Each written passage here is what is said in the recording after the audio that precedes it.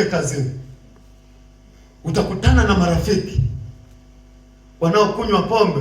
Mtumishi mmoja anasema, anapenda kusema wanakunywa pombe konki. Si konki ndio ni, lakini konki. Utajikuta unaingia huko. Mipaka mingine imewekwa na shetani, ni misingi mizito sana. Hawa watu hawatakiwi kuwa kiwango cha juu cha maisha, ni mpaka umewekwa. Utafurukuta wewe, ujaribu biashara hii, ujaribu hiki, ujaribu huku, ujaribu huku. Unaona mambo hayaendi. Lazima nenda kwenye ulimwengu wa roho. Inawezekana kuna mpaka unakuzuia. Jina la Bwana libarikiwe sana. Lazima huo uvunjike kwa jina la Yesu. Angalia mstari mwingine. Angalia kile kitabu cha Luka, ile sura ya 4, mstari wa 18.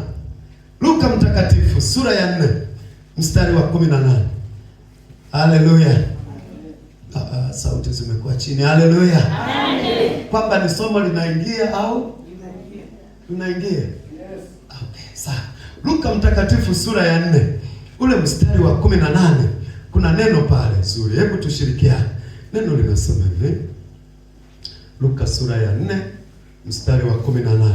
Roho wa Bwana yu juu yangu, kwa maana amenitia mafuta niwahubiri masikini habari njema. Amenituma kuwatangazia wafungwa kufunguliwa kwao, na vipofu kupata kuona tena, kuacha huru waliosetwa. Nilichokuwa nakitafuta pale ni kuacha huru waliosetwa. Hao wamesetwa na nani? Na shetani. Kusetwa ni kufanya, kusetwa ni kutengwa. Unaachwa mahali, hakuna mtu anayeingia huko wala anayetoka. Umesetwa, umetengwa. Shetani ana uwezo wa kukuzungushia mipaka ukajikuta kama umetengwa hivi. Hakuna hata anayekuona, hakuna hata anayekusemesha, hakuna hata anayekusalimia. Watakusalimia hivyo. Tunataka salamu ambazo zinaleta hatua. Sio salamu za umbea. Sio salamu tu hizi ambazo hazina kitu. Salamu ambazo Mungu anaweza kafungua huo mpaka. Ukaanza kuwaona watu wanaleta maneno yenye kukusogeza mahali, yenye kukuvusha, sio ya kukurudisha nyuma. Amen. Ukisetwa ni kitu kibaya sana. Shetani anaweza kukutengenezea mpaka umesetwa. Lazima uvunjike kwa jina la Yesu aliye hai. Yesu anasema Roho Mtakatifu yuko juu yangu, amenitia mafuta niweze kuwafikia mpaka wale, niweze kuvunja hiyo mipaka. Jitahidi mtu wa Mungu, tumia damu ya Yesu, tumia jina la Yesu, vunja kila mpaka, vunja, toka kwenye hiyo keji. Kuna darasa jingine kwamba mko kwenye hili somo au hayo mambo sitaki. Let us be serious. Hallelujah. Amen. Tunashughulika na hivi vitu, ni vizito vya kiroho. Lazima tuwe serious. Akikukwamisha wewe, ametukwamisha wote. Akibaki kijana mmoja asipopona, makusanyiko yetu haya itakuwa hayana maana. Kama vijana hawa hawatafunguliwa, itakuwa haina maana kukusanyika kwetu, hakuna faida. Haleluya, kanisa la Bwana. Lazima tufunguliwe kwa jina la Yesu aliye hai. Lazima tupige hatua. Sema mwaka huu. Cheki. Ondoa usingizi kwenye macho. Mungu akutie nguvu, mtu wa Mungu. Mbona umeshamaliza ng'ombe mzima? Haleluya. Vita ulioipiga leo ni kubwa. Hebu jipanguze kidogo usoni. Ndio. Mwaka huu lazima uvuke hatua fulani. Mwaka huu lazima litokee jambo fulani. Inawezekana, haiwezekani? Kwa damu ya Yesu na jina la Yesu.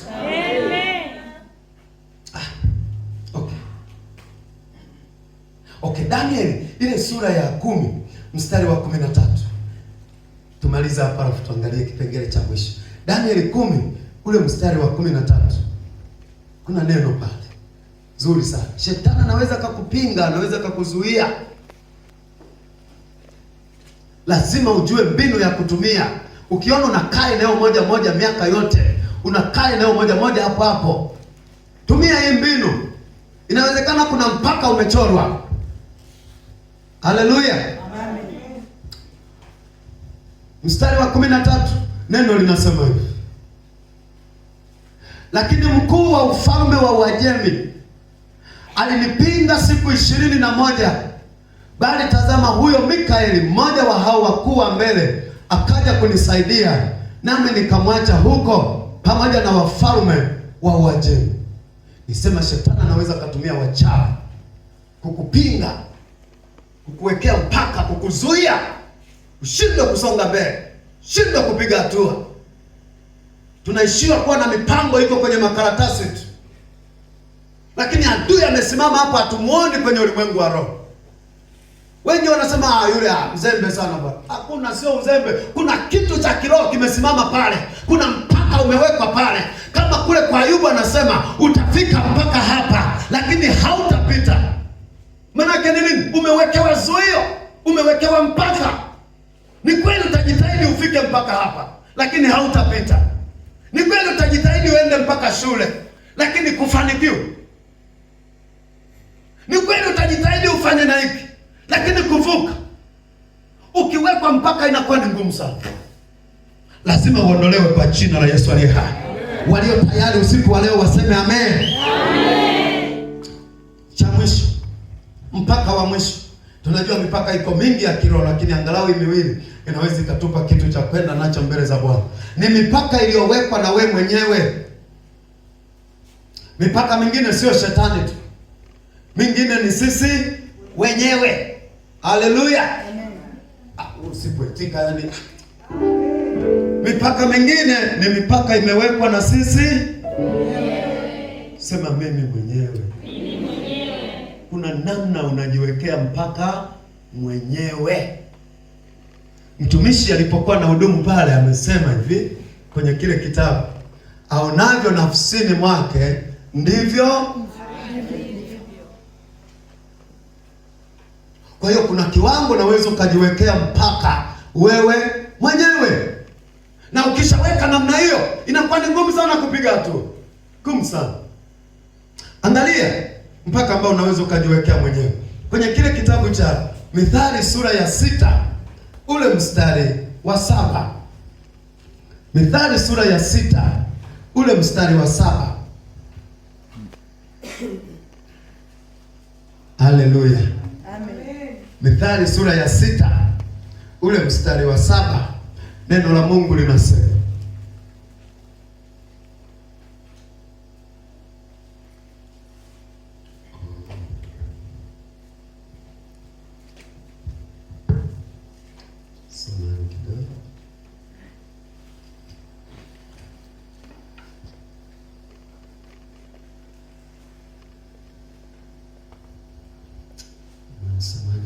samahani kidogo. Ni Hesabu, sio Mithali. Ni Hesabu 30 ule mstari wa 2. Hesabu 30 mstari wa 2. Samahani kidogo. Nikiupata huwa Mithali nitakupa, lakini ngoja tusome huwa Hesabu 30 ule mstari wa 2. Hesabu 30 ule mstari wa 2. Mpaka ambao unaweza ukauweka wewe mwenyewe. Hesabu 30. Neno la Mungu linasema hivi: mtu atakapomwekea Bwana nadhiri au atakapoapa kiapo ili kufunga nafsi yake kwa kifungo, asilitambue neno lake, atafanya sawasawa na hayo yote yamtokayo kinywani mwake. Atafanya sawasawa na hayo yote yamtokayo kinywani mwake. Hesabu 30 ule mstari wa 2. Nilichokuwa nataka ukione hapa ni namna ambavyo mtu kwa kinywa chako wewe mwenyewe unaweza ukajiwekea kiapo, na kile kiapo kitageuka mpaka kwako, kiasi kwamba hata kuja kutambua, hata kuja ukitamani kutoka, kwa sababu kuna maneno uliyasema na haukuyatambua. yanakuwa mpaka kwako. Yanasema utafanya sawa sawa na yale maneno yaliyokutoka moyoni mwako. Manake utaishi sawa sawa na maneno uliyokuwa unaongea. Kuna maneno unaweza ukaongea sasa ukafikiri ni utani. Unaweza ukafikiri ni utani. Mimi ni hohe hahe bwana. Mimi ni hohe hahe. Mimi madamu mkono umeenda kinywani. Nitakuwa mimi bwana. Yaani watu wakuseme utakuwa wewe, alafu na wewe unajiongezea nitakuwa mimi bwana. Nitakuwa wa kwanza mimi, si nitakuwa mimi. Unajitengenezea kitu ambacho ni mpaka kiroho. Na ule mpaka usipotangua yale maneno, itakuwa ni ngumu sana kuvuka hapo. Kwetu bwana, kwetu bwana, ndio hivyo tena. Kwetu hakuna mwenye maisha, kwetu wote ni wa hivyo hivyo. Na wewe unayesema hayo maneno, kijana, unawezaje kuyasema hayo maneno? Una ujasiri gani wa kusema? Unafikiri ni utani, unafikiri watu wanacheka, unafikiri watu wanafurahia, unafikiri, lakini hujui kitu unachokitengeneza kwenye maisha yako. Unatengeneza mpaka. Lazima uyatangue kwa jina la Yesu. Amen. Jina la Bwana libarikiwe sana. Amen. Mpaka wa namna hiyo usipouondoa utakusumbua, utakutesa. Utakutesa sana. Mimi siwezi kufika huko, siwezi bwana. Haya, kiwango nachosema mimi siwezi, unatengeneza mpaka. Angalia kile kitabu cha Zaburi 78 mstari wa 41. Kuna neno la ajabu pale tunapomalizia. Zaburi ya 78 mstari wa 41. Angalia mstari wa ajabu sana. Neno la Bwana linasema hivi.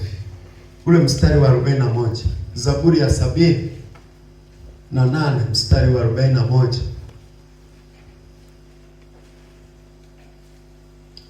Wakarudi nyuma, wakamjaribu Mungu, wakampa mpaka mtakatifu wa Israeli. Umeusikia huu mstari? Anasema wakarudi nyuma, wakamjaribu Mungu, wakampa mpaka mtakatifu wa Israeli. Yaani walimwekea mpaka mtakatifu wa Israeli. Hawakumwamini tena, wakaweka mpaka. Kwa hata kama Mungu anataka kuja kuwasaidia, kwa sababu wamemwekea mpaka, anaishia huku. Maneno ya kinywa. Kuna mara pengine Biblia inasema umetegwa kwa maneno ya kinywa chako mwenyewe. Umetegwa, yamekuwa tanzi. Unafikiri unaongea tu kawaida, lakini yale mambo yanakwenda kwenye ulimwengu wa roho. Jina la Bwana libarikiwe sana. Amen. Lazima tuyatangue kwa jina la Yesu. Amen. Lazima tuyatangue kwa damu ya Yesu. Amen. Israeli walipowekewa mpaka kule Misri, hakuna kutoka. Damu ya Yesu iliwasaidia. Siku zile ilikuwa kwa mfano wa kondoo, lakini ndio iliyowasaidia kutoka. Leo hii tuna damu ambayo ni bora, damu ya thamani, damu yenye nguvu. Kwa hiyo damu tuna uwezo wa kuitumia. Haleluya, watakatifu wa Bwana. Tumia damu ya Yesu. Futa kila mpaka. Kuna mipaka mingine ni matamko. Matamko ya ukoo yametengenezwa pale, yametamka. Matamko ya familia yamewekwa pale, yanasumbua watu mpaka leo. Lazima tuyatangue kwa jina la Yesu. Inawezekana, haiwezekani. Hivyo nawapata watu wanaoamini kweli jamani. Naamini wapo vijana hapa. Unatamani kuona unapiga hatua, mtu wa Mungu. Kweli kabisa. Mimi siamini kama kuna mtu anatamani akae tu pale pale. Miaka na miaka inabadilika, yuko pale pale. Sio kweli. Sasa tunatokaje? Ni mbinu kama hizi ambazo Roho Mtakatifu anatupa. Utakapoendelea kujizoeza kwa damu ya Yesu, na vunja kila mpaka, na pangua kila mpaka, na pasua njia, na vuka hapa. Kadri unavyozidi kufanya, kadri unavyozidi kutumia jina, kadri unavyozidi kutumia damu, mimi nakwambia njia lazima itapatikana. Mimi nakwambia mlango lazima utafunguka. Hakuna lisilowezekana kwa Bwana. Kama uko tayari, hebu simama twende mbele za Bwana tukafanya zoezi hili kwa imani. Wamesema utafika mpaka hapa lakini hautapita wewe.